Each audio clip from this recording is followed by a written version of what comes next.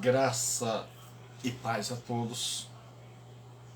Eu sou o pastor Gilberto Rebouças e nós estamos para mais uma aula aberta do Seminário Teológico à Distância, o ESTAD. Nós estamos estudando o livro do Pentateuco, os livros do Pentateuco, e dentre os livros do Pentateuco, os 5 livros primeiros da Bíblia, nós estamos estudando o livro de Deuteronômio. Então nós estamos estudando este livro de Deuteronômio e nós vamos hoje dar continuidade àquilo que nós estudamos até a aula passada. Algumas aulas nós fazemos ou por necessidade ou por motivo de divulgação do curso, fazemos estas aulas abertas, pelo Facebook. O Facebook é uma ferramenta muito boa para esse trabalho. Eu particularmente gosto muito. Então, algumas aulas a gente tem que fechar,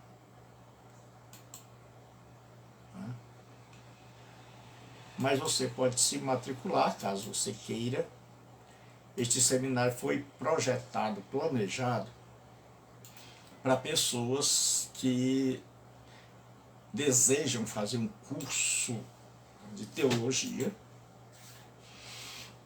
mas que não têm condições de estarem num seminário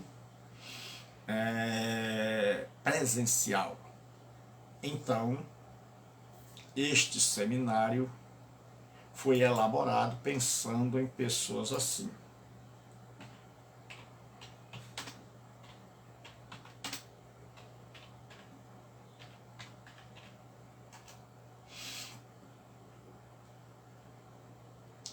E quando nós pensamos nisso, nós pensamos em pessoas que estão fora de Fortaleza, em outros países. Então você pode fazer sua matrícula. Logo depois do vídeo eu deixo aí.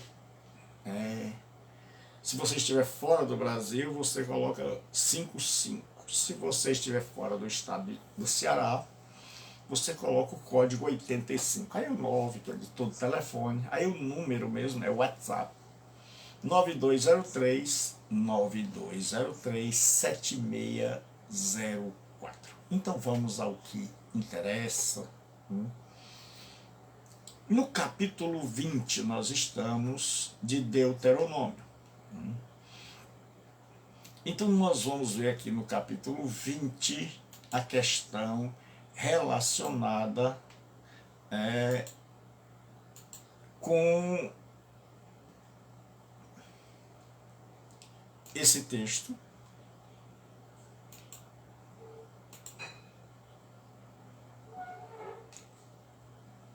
Eu vou ampliar aqui para que a gente fique.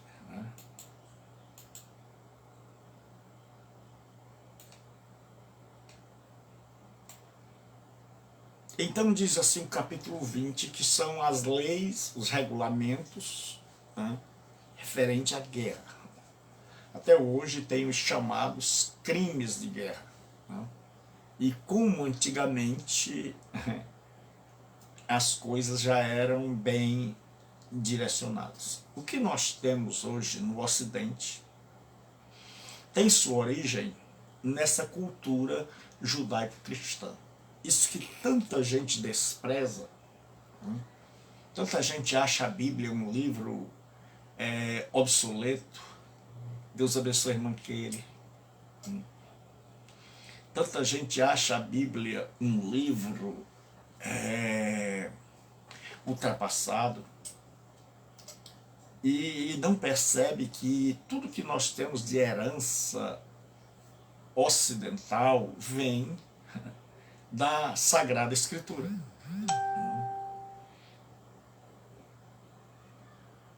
Então nós, pais do Senhor, uma família muito querida, muito especial, né? Agora tem 3, né? Tem a irmã Keile, o Fabiano e um príncipe, né? Então Deus faz as leis referentes à guerra. O povo de Israel ia ter que lutar. Nós temos que lembrar que naquela época, no Oriente Médio, era muita gente, pouca comida, e as pessoas viviam em guerra, pela sobrevivência ou por mandar na região. Então Deus estipulou, não podia se fazer tudo. Hoje tem muita gente sendo julgada por crimes de guerra, porque mesmo em uma guerra, não é o vale tudo. Tem limites, leis. E a Bíblia diz assim: quando saíres a peleja contra os teus inimigos e vires cavalos, carros, e o povo maior em número do que tu, não os temerás, pois o Senhor teu Deus, que te fez sair da terra do Egito, está contigo.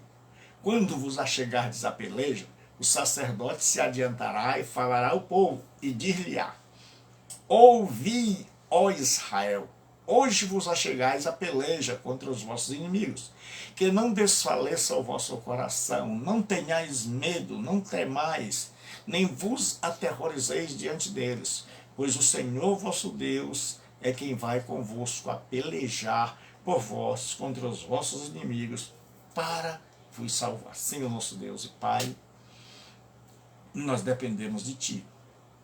Somos carentes da Tua misericórdia, da Tua graça, e precisamos da Tua ajuda para que possamos, ó Deus, ensinar com verdade, com sinceridade, ensinar de maneira, meu Deus, que a Tua graça possa estar sobre nós de uma maneira tal que as pessoas sejam convencidas da Tua verdade, que as mentes sejam abertas, iluminadas, tanto a minha como a de cada pessoa que vai nos ouvir por qualquer plataforma social, e que a Tua bênção esteja conosco nesta aula, em nome e por amor a Jesus Cristo, nosso Senhor.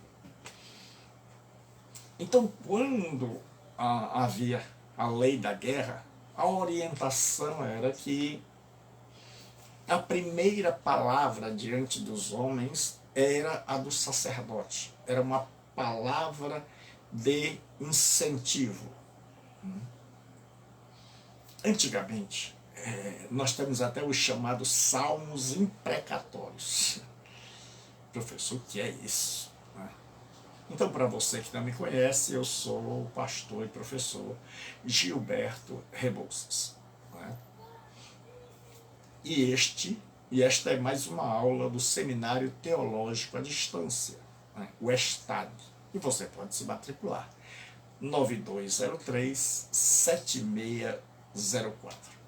Eu vou pedir até a irmã Keile que coloque aí, por gentileza, se possível, 859-9203-7604. 9203-7604. Você já pode fazer sua matrícula para o próximo ano. Então, no Antigo Testamento, era comum, e isto é percebido aqui nos salmos imprecatórios. O que era isso? O que é um salmo imprecatório? A gente lê a Bíblia e a gente lê muitas vezes com a nossa mentalidade ocidental. Mas para interpretar a Bíblia, é necessário, muita gente que está me ouvindo não vai compreender agora a explicação que eu vou dar, mas hoje tem um canal em Fortaleza, no canal 22, que passa ainda. Havia um filme, quando eu era rapaz, isso faz muito tempo, né, que chamava-se o túnel do tempo, onde dois homens entravam numa máquina e voltavam para determinados lugares. Então, a cada episódio era mais uma série. A cada episódio eles estavam em um lugar histórico, em um lugar da história. E como eles tinha estudado muita história, ele já sabia onde tinha caído, onde tinha ido parar, né, lançado pela máquina do tempo. Quando a gente estuda a Bíblia, faz-se necessário que a gente também entre na máquina do tempo. Não examinar a Bíblia com a nossa mente, com a nossa cultura ocidental, mas fazer uma viagem aos tempos bíblicos. E aí existem pessoas que a gente chama de teólogos, especialistas, eruditos, que gastam a vida inteira pesquisando na história, pesquisando nas línguas originais, pesquisando o contexto da época, para nos trazerem como era o mundo, como eram os costumes, como eram as pregações, como eram as divindades, qual era a cosmologia, a visão de mundo dos povos, como eles se tratavam, qual sua cultura. Então é necessário que qualquer pessoa que se proponha a explicar a Escritura, que ele realmente tenha conhecimento de caso, que ele não simplesmente faça uma leitura e interprete à luz da cultura ocidental, mas de acordo com aquela cultura na qual o texto está inserido. Porque duas coisas um pregador precisa fazer hoje. Ele precisa saber viajar no tempo, entender o texto e depois explicar o texto. E, em último lugar, aplicar as lições do texto. Hoje só se faz aplicar, e quando você não interpreta corretamente, a aplicação é palavra nossa e não de Deus. Então vamos lá. A palavra do sacerdote era uma palavra de incentivo. Então, quando eles iam à guerra, Deus disse que a primeira pessoa que tinha que falar era o sacerdote. Porque acreditava-se naquela época que se Deus amaldiçoasse os inimigos e que se Deus estivesse do lado das pessoas, então elas iam para a guerra com coragem, dispostas. Era uma palavra de incentivo. Então é por isso que você vai ver nos salmos imprecatórios o salmista dizendo assim: pega os nossos inimigos, esmaga-lhes o crânio. Aí você vai dizer: meu Deus, um livro sagrado com tanta violência. Dá-lhe com seus filhos na parede. Mas isso era um tipo de salmo, dos muitos tipos. É o salmo de quando a pessoa estava desesperada por ver um inimigo mais forte, por ver um inimigo com armas avançadas, com um exército numericamente maior.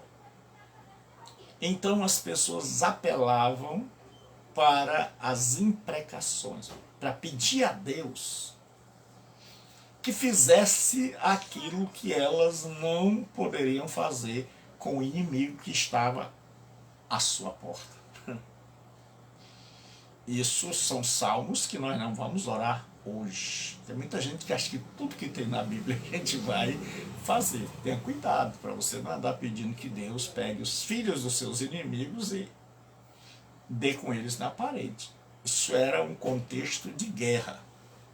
Então aqui nós temos os sacerdotes indo para esse contexto de guerra e dando uma palavra de incentivo. Isso servia espiritualmente, servia psicologicamente. Eu sempre digo que a Bíblia ela atinge todas as áreas.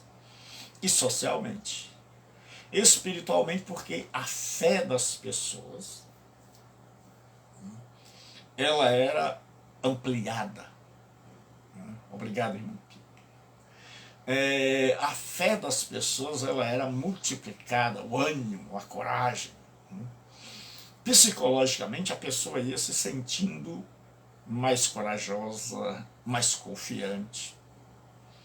E socialmente, porque toda a família e todos aqueles que ficavam se sentiam melhores. Então o sacerdote ministrava a bênção sobre aqueles, dizendo que eles não tivessem medo, mesmo que o número do exército fosse maior, porque o Yahvé, que é o Deus da Bíblia, estaria com eles. Então eles podiam contar que eles estavam lutando uma guerra de Deus. E hoje muito se fala em guerras em nome de Deus. Mas aqui o povo está sendo atacado.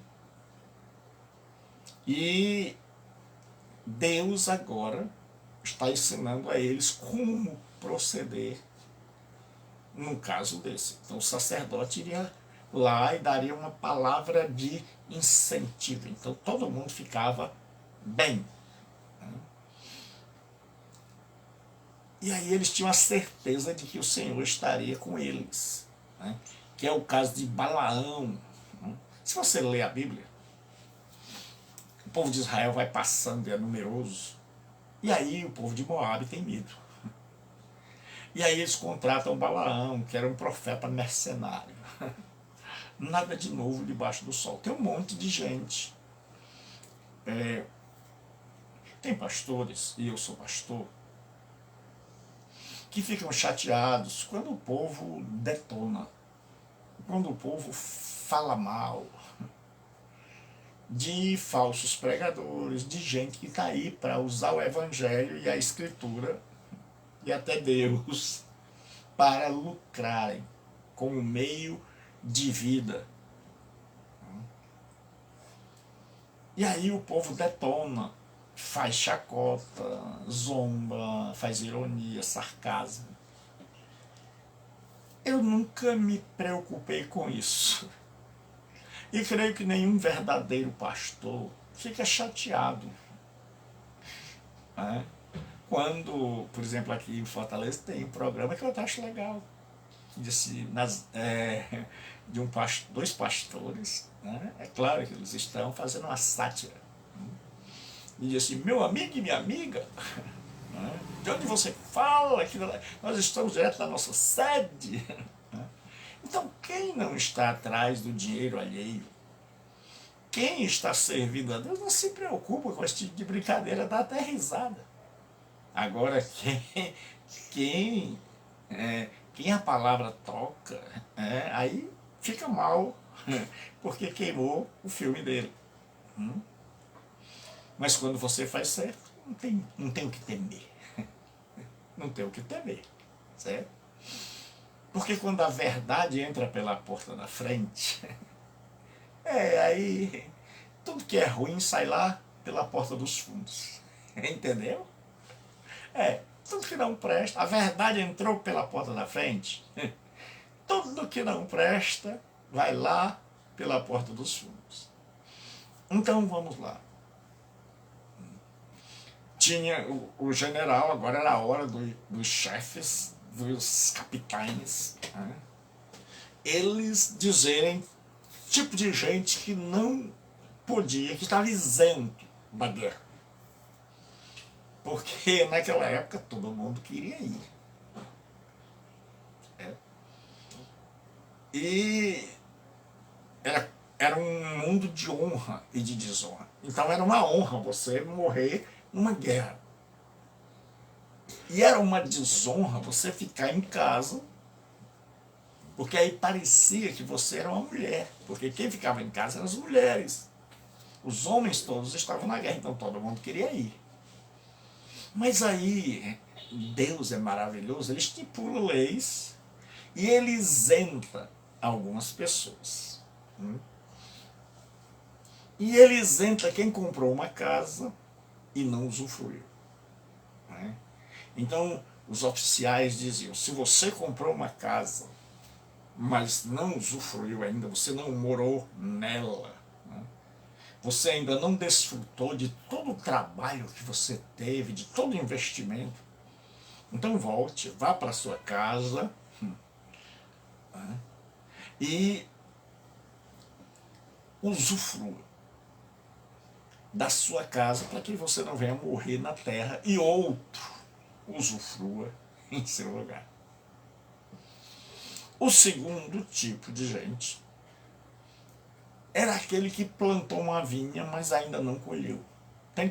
Trabalhou demais, plantou, está esperando que a vinha dê frutos, mas a vinha não deu fruto ainda. E chegou a guerra. Então o general dizia o seguinte, você que está nessa situação, você está dispensado, vá lá, cuide da sua lavoura, cuide da sua vinha, né? Você está dispensado da guerra. Até porque esse tipo de pessoa, estando lá, estaria com o coração dividido. E se tem uma coisa que Deus não quer e não trabalha, é com gente de coração dividido. E aí tem outro tipo de pessoa, é o recém-casado. O capitão diz, se você desposou uma moça, né, se você casou, e você ainda não teve a sua lua de mel, você ainda não teve o seu primeiro ano, a pessoa, quando ela era casada em Israel, ela se casava, recém-casada, então ela tinha um ano de licença do exército para poder desfrutar do casamento. Então você que diz, professor, esse livro sim, obsoleto, esse livro antiquado, é a velha Bíblia sempre nova. E aí o capitão dizia, olha, você que é recém-casado, vá curtir sua vida, vá curtir sua esposa, para que você não morra e outro tome-a em seu lugar. E tinha um quarto grupo de pessoas que eram os covardes. O covarde não podia ir à guerra. O covarde não podia ir à guerra porque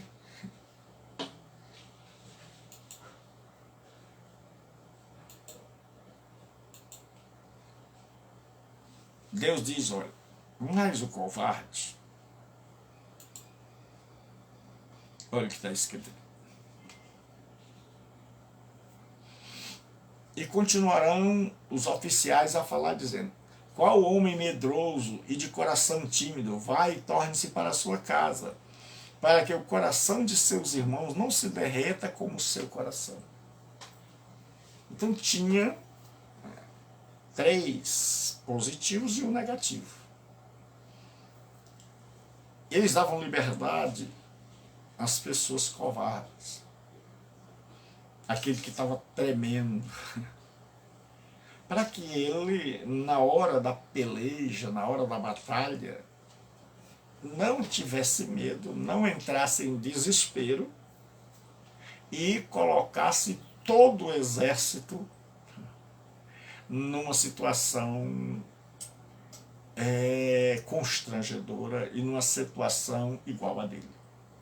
Então era melhor que um covarde fosse para sua casa do que ele manifestar o seu medo e contaminar todo o exército com a sua covardia e com o seu medo. Então o que acontece agora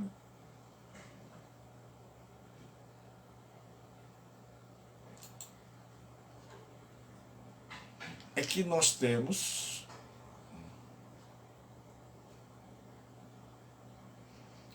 os procedimentos na guerra contra as nações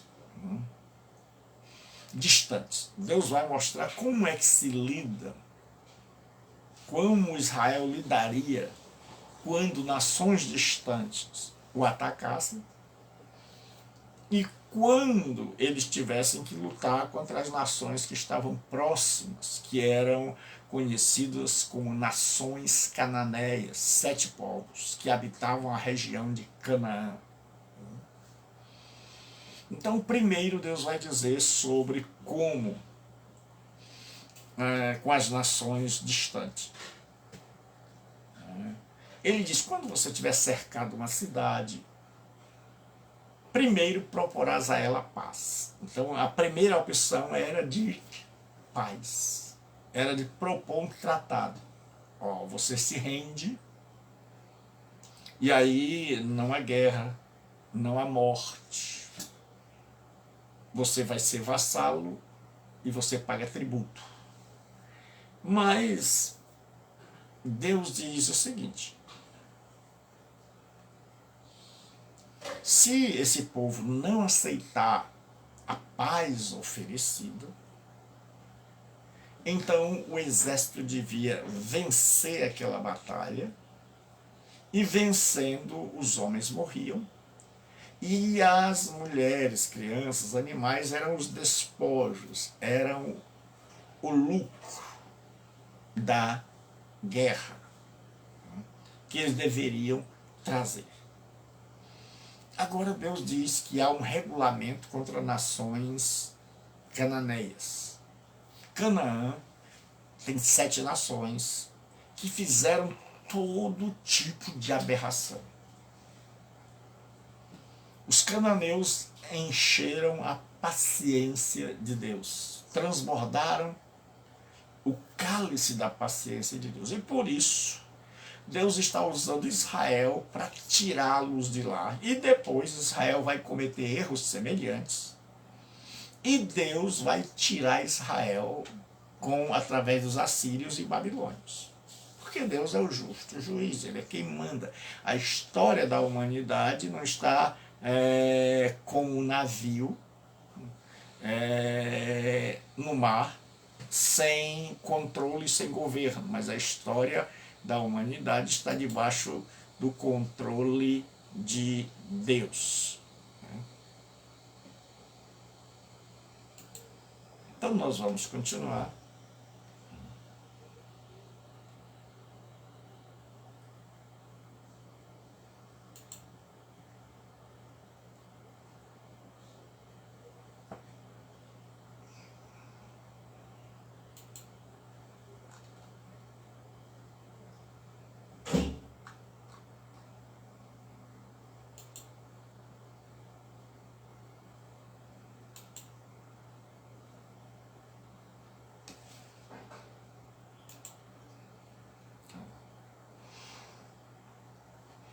O regulamento agora contra as nações cananeias, essas nações que estão fazendo tudo. Para você ter uma ideia, a arqueologia, que ela escava aquele mundo antigo, ela tem descoberto coisas que o horário não nos permite e nem a boa educação nos permite mencionar. E se você estudar qualquer livro de arqueologia, principalmente a arqueologia dos tempos bíblicos, você vai ter nojo, você vai ter asco, ojeriza, de tanta coisa perversa que esses povos faziam. E aí você não vai mais dizer assim, porque Deus mandou entrar lá e acabar com esse povo e passar esse povo ao fio da espada. Você vai descobrir que esse povo era um câncer. E ou Deus acabava, ou a maldade ia contaminar a raça toda. Então Deus diz assim, olha, agora os cananeus que estão perto de vocês, vocês não devem ter piedade. Ele diz, não deixarás vivo esse povo, para que esse povo não venha desviar vocês, não venham tirar a lealdade devida a mim, e que vocês venham perder o foco, contaminando-se com esse povo. Então, vocês são o bisturi que vai arrancar esse tumor canceroso chamado nações cananeias. Então, não deixa esse povo vivo. E é como eu disse, se você quer entender por que a Bíblia, Deus diz isso, não é por perversidade, não é porque Deus seja mau, é porque esse povo chegou ao grau de depravação, de promiscuidade, de magia negra, de diabolização tão grande que se tornou insuportável, não só para Israel, mas para o mundo então.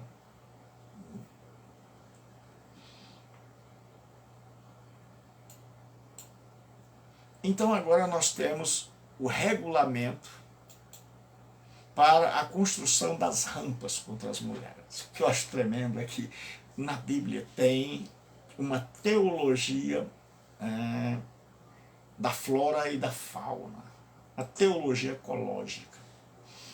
Deus é tremendo. Ele diz assim, olha, quando você sitiar uma cidade, por muito tempo pelejando contra ela, não destruirá as árvores, metendo nela o machado, porque dela comerás, pelo que não a cortarás, pois será árvore do campo. Homem algum para sitiar, pois será árvore do campo. Algum homem para que fosse sitiada por ti. Então qual era o problema? É que naquela época as cidades, as defesas das cidades eram muros, muralhas. E aí era costume entre os pagãos destruir todas as árvores. É por isso que você vai ver o Oriente Médio ali e aqueles países com tanto deserto. Porque era costume cortar as árvores para fazer uma espécie de barricada de rampa para poder assaltar as pessoas que estavam dentro das muralhas. Então as pessoas metiam o machado e devastavam florestas inteiras. Né? E você vai ver como a Bíblia é atual. Hoje nós estamos com uma crise de desmatamento. Né? E a Bíblia já tem uma orientação para isso. É que as árvores frutíferas, elas não deveriam ser utilizadas, serem derrubadas. Então, todos os pagãos não queriam nem saber. Mas o povo de Israel, eles tinham que ter esse cuidado de dizer aquela árvore produz. Então esta árvore, o machado, ela está salva do nosso machado, porque ela acaba nos salvando. Então quando você poupa uma árvore, você está poupando um homem. É por isso que Deus diz assim, você não vai sitiar uma árvore como se ela fosse um homem. Então é uma teologia ecológica. Continuo sempre dizendo, nessa Bíblia que você disse que é arcaica, o Ministério da Saúde adverte, o Ministério da Saúde Espiritual adverte, ler a Bíblia faz bem a nossa alma. Você vai ver que a questão do desmatamento já está aqui. E ele diz que se tiver de cortar, se tiver de desmatar, que sejam árvores prejudiciais, nocivas. Ele diz, aquelas árvores que não dão frutos, aquelas árvores que estão ocupando a terra inutilmente, Se você quer fazer uma barricada, então opte por árvores infrutíferas. Se você quer fazer um bem, tire umas árvores infrutíferas lá do Congresso, da política.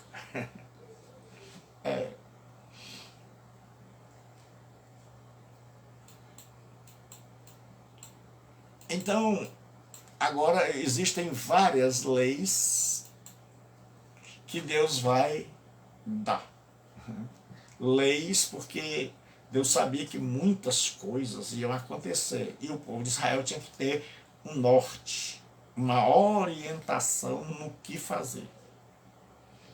Então uma delas era referente a uma pessoa que tinha sido morta e que ninguém sabia quem foi o assassino. Então ela morreu no campo. Ela morreu numa estrada, ela morreu no deserto. E qual era o procedimento para essa pessoa, para esse assassino, para essa pessoa assassinada e que ninguém sabia e não tinha como descobrir quem cometeu tal coisa? Então, os anciãos, que ficavam à porta, que era o lugar do tribunal, eles iam ali, e os juízes com eles,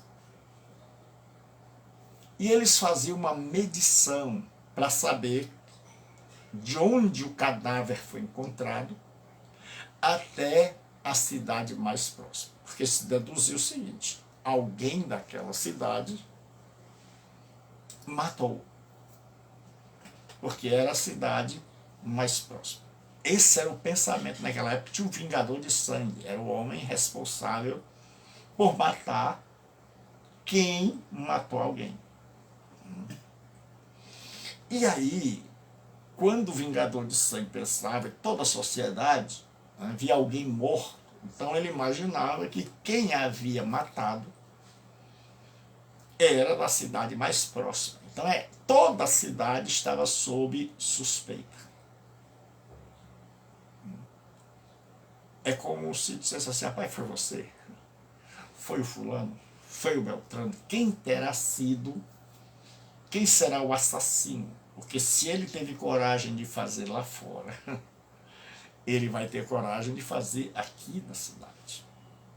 Então, tanto a cidade ficava mal vista do lado de fora, como ela ficava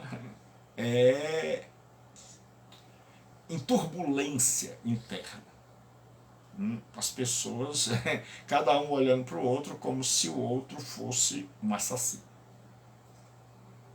Então as pessoas mediam: rapaz, olha, a cidade mais próxima é tal. Então havia uma espécie de funeral ritual.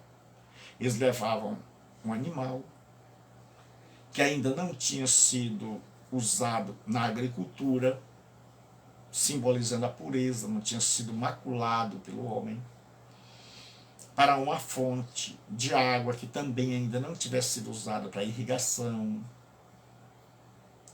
E eles banhavam aquele animal e sacrificavam aquele animal. Simbolicamente, é como se eles estivessem matando o assassino desconhecido.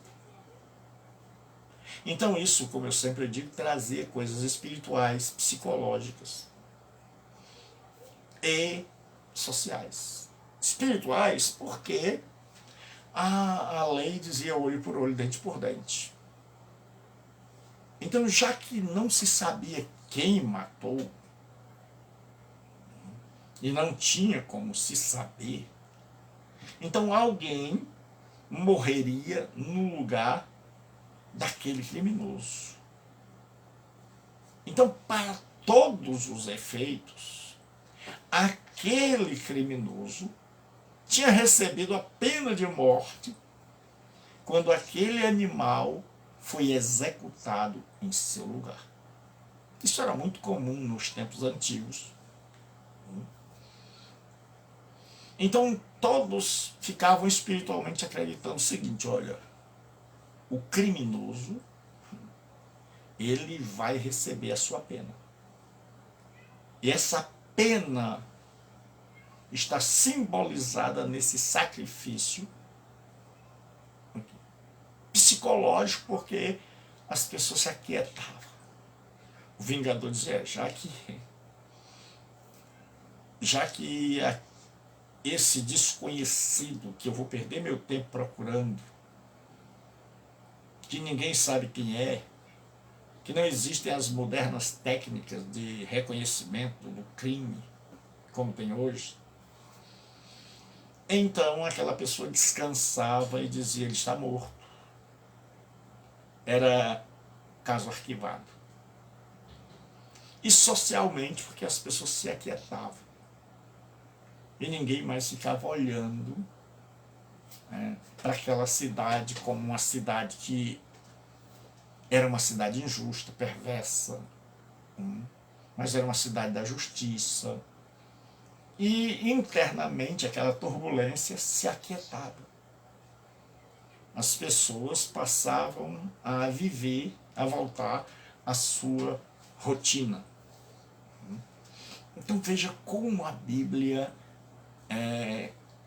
não pode ter sido escrita por homens sem a inspiração de Deus. Que ela foi escrita por homens, foi. Mas esses homens estavam com a inspiração de Deus, que é teopneustos. Paulo diz que toda a escritura é divinamente inspirada. Teopneustos quer dizer soprada por Deus. Então Deus colocou em seus corações e mentes dos escritores da Bíblia, essa é a nossa crença, a sua palavra. Deus soprou e o homem foi inspirado. Então, quando eles escreveram sob a direção de Deus. Então, agora, aquele problema estava resolvido, tanto na área espiritual, psicológica, quanto na área social. Aí agora tinha o problema da mulher cativa. Quando eles iam para a guerra, eles traziam muitas mulheres. E muitas vezes mulheres bonitas. E aí, o interessante é que a pessoa lê a Bíblia e depende da lente que a gente olha. Tem gente que olha e diz: não pode, trazer cativo, ter escravo. Ele nunca leu o livro de história, ele nunca leu história universal. Ele nunca leu o que fizeram as tribos germânicas, os bárbaros, os, entre aspas, cultos. Então, Deus já tinha, a Bíblia é o único livro que tem lei que fala de gente que é escravizada na guerra. De que você não pode fazer tudo com aquelas pessoas que você trazia após vencer uma guerra. E uma destas leis diz respeito à mulher que foi capturada numa guerra.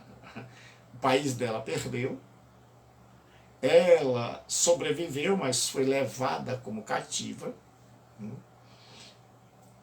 E aí ela tinha os seus direitos preservados.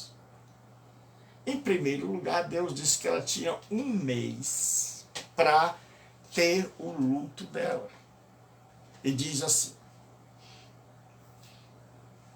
que se um homem quisesse casar com uma destas mulheres cativas, se uma mulher muito bonita, se apaixonasse, quisesse casar, ele não poderia dizer assim: você é cativa, tem que me obedecer. Não, ele tinha que seguir as regras de Deus.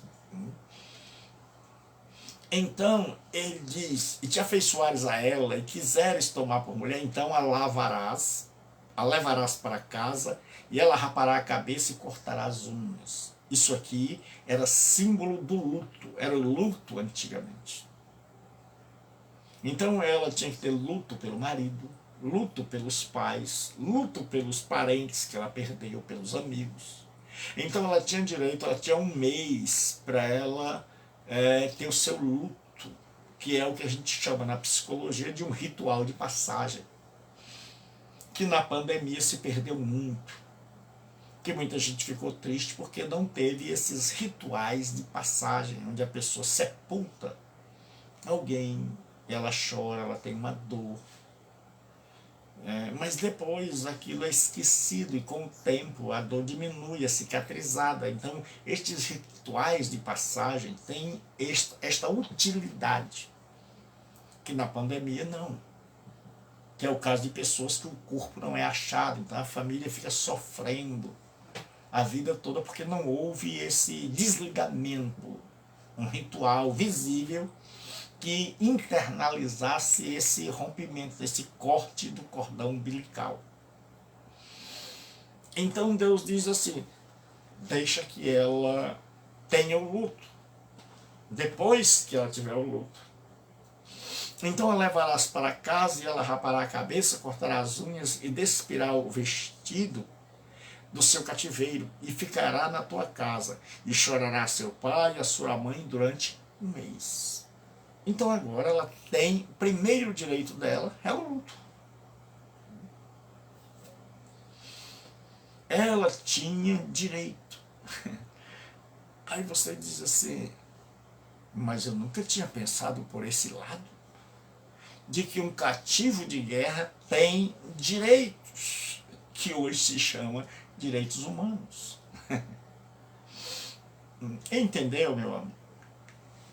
Entendeu de onde vem todas as benesses, de forma embrionária, de onde vem tudo que nós temos? Não tem nada inventado. É desse livro antigo, ultrapassado, arcaico, que vocês dizem mito. É mito? Se fosse você, eu leria com calma, você vai se surpreender. Então o que acontece? A primeira coisa era a questão do luto. Aí diz o seguinte, depois disso a tomarás, tu serás o marido e ela a tua mulher. E se não te agradares dela, deixa-la ir à sua própria vontade. Porém de nenhuma sorte a venderás por dinheiro, nem a tratarás mal, pois a tens humilhado.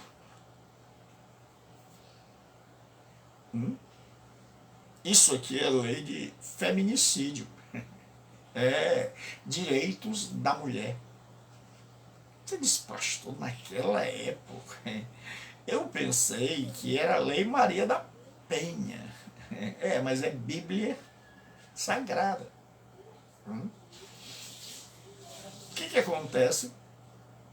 O segundo direito que aquela mulher tinha, mesmo tendo perdido todos os direitos quando foi escravizada na guerra, ela era um ser humano, então ela tinha direitos. Direitos concedidos por Deus. Então aquele homem podia se afeiçoar pela formosura, pela beleza e depois enjoar, aborrecê-la. Então ele podia deixá-la ir embora, dar o divórcio a ela, dar a carta de divórcio a ela, ou mandá-la embora, já que ele não era casado com ela no papel, como nós dizemos. Aí Deus diz, agora você não a pode vender. Ela era escrava, mas no momento que ele casou com ela, ela assumiu o status de esposa. E aí agora ele não podia dizer, eu não quero mais essa mulher, eu a coisifiquei, transformei numa coisa, eu a usei como objeto e agora vou jogar fora. E Deus diz, não, de jeito nenhum, você não poderá vendê-la. Se ela era escrava e você quer vender, é uma coisa. Mas se você, cidadão, resolveu usá-la, e casar com ela, então você a tornou sua esposa. Então é necessário a gente pensar muito antes de fazer qualquer coisa. Então Deus diz, quando você casar com ela e depois você resolver, eu não quero mais a fulana, não pode matar, não pode arrancar o pescoço dela, não pode vendê-la como objeto, dizer assim, não quero mais, vou descartá-la como um copo descartável.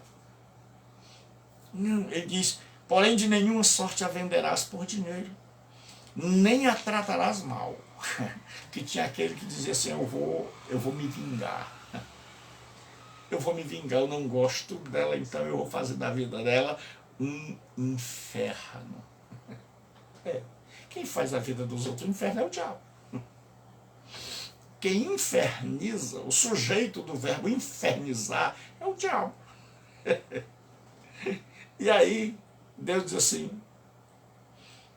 pois a tens humilhado. Deus está dizendo, não já basta você ter se divorciado? Não já basta o que ela está sentindo de ser rejeitada? De não estar à sua altura? Porque é isso que uma pessoa, um cônjuge, sente quando é abandonado pelo outro. Que é feio, velha, velho, que não serve para ninguém, que não é amado, que não é querido. A pessoa se sente um estorvo. Olha assim no espelho e se sente feio, feia. Então quando alguém abandona outro, na cabeça do outro, a coisa não fica lá legal. E aí Deus diz, você já basta isso. Você não vai aumentar a carga de sofrimento das pessoas. Aí tinha, tá? Coloquei na hora certa.